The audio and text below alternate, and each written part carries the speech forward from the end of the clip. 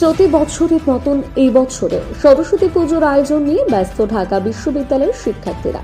বরাবরের মতো ঢাকা বিশ্ববিদ্যালয়ে জগন্নাথ হলের মাঠে সরস্বতী পুজো উদযাপনে বর্ণাঢ্য বাণী অর্চনার আয়োজন করা হয়েছে। পুজো উপলক্ষে জগন্নাথ হল মাঠ ইতিমধ্যে সেজেছে রঙিন সাজে। চলছে সেই সময়ের প্রস্তুতি। জগন্নাথ হল মাঠে বিভিন্ন বিভাগের জন্য নির্ধারিত স্থানে স্টল সজ্জা, প্রতিমা স্থাপন, আলোকসজ্জা, মঞ্চসজ্জার কাজ চলছে পুরোদমে। আগামীকাল রোববার সকল কাজ সম্পূর্ণ হবে বলে জানিয়েছে জগন্নাথ হল অধ্যক্ষ ডক্টর অসীম সরকার। পুজোয় বিশ্ববিদ্যালয়ের নিরাপত্তা ব্যবস্থা নিয়ে ডক্টর এম আমজাদ বলেন, জগন্নাথ হল এবং ছাত্রী হলগুলিতে আগামীকাল বিশেষ নিরাপত্তা ব্যবস্থা গ্রহণের জন্য আমরা পুলিশকে চিঠি দিয়েছি এবং বিশ্ববিদ্যালয়ে যে সমস্ত জায়গায় জনসমাগম হতে পারে সেই জায়গাগুলোতে নিরাপত্তা ব্যবস্থা জোরদার করা হবে। এছাড়া ছাত্রী হলগুলোতে সকালে বাণী অর্চনা এবং সন্ধ্যায় জগন্নাথ হলের মাঠে আয়োজন করা হবে সাংস্কৃতিক অনুষ্ঠান।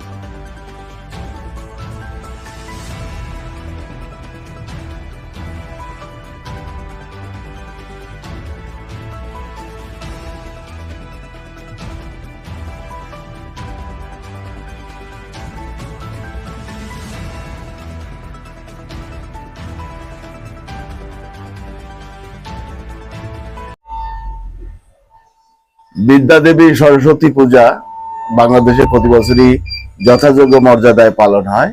এবারে বিষয়টি একটু ভিন্ন হলেও পরিবেশের কারণে এবং সামাজিক অবস্থার কারণে, রাজনৈতিক প্রেক্ষাপটের কারণে একটু ঢিলে তালে শুরু হলেও তা হচ্ছে বলে আমরা জেনেছি।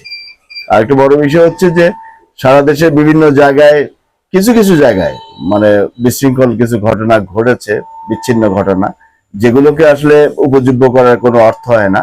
আমাদের দেশ একটি সব ধর্মের মানুষের মিলিত একটি স্রোত, যেখানে আসলে পক্ষ বিপক্ষ বা ধর্মীয় পক্ষ বিপক্ষ এগুলো কখনোই ওইভাবে প্রভাবিত করতে পারে না মানুষের মনকে।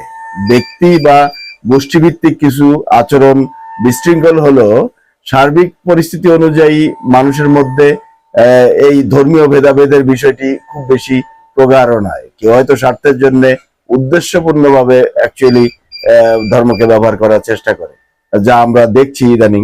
কিছু কিছু দেখেছি যে সরস্বতী পূজা বন্ধ করার চেষ্টা করেছে দুই একটি জায়গায়, তবে সেটি একেবারে বিচ্ছিন্ন ঘটনা। আমি মনে করি এটা রাজশাহীতে একটি ঘটনা ঘটেছে, যেখানে এমন বিষয় আমরা পত্রিকার মাধ্যমে জেনেছি। তা আমরা মনে করি যে দেশে সব শ্রেণীর মানুষ, সব ধর্মের মানুষ মিলিত অবস্থানই আসলে বাংলা সংস্কৃতি। তো বাংলা সংস্কৃতির বাইরে গিয়ে অ্যাকচুয়ালি ভিন্ন কোনো মতবাদ বা ভিন্ন কোনো ধারণা টিকে থাকবে, এটি আসলে বিশ্বাসযোগ্য নয়। আমরা মনে করি সার্বিক অবস্থা অনুযায়ী সব ধর্মের লোকের সহ অবস্থান নিশ্চিত করার জন্য সরকার যেমন সহযোগিতা করবে, তেমন আমরা ব্যক্তি টু ব্যক্তি যে রিলেশন, সেই রিলেশন ডেভেলপ করেও এটির সমাধান করা সম্ভব। এই দূরত্ব যেটুকু সৃষ্টি হওয়ার চেষ্টা হচ্ছে বা সৃষ্টি করার চেষ্টা হচ্ছে, তার কমিয়ে আনা সম্ভব বলে আমরা মনে করি।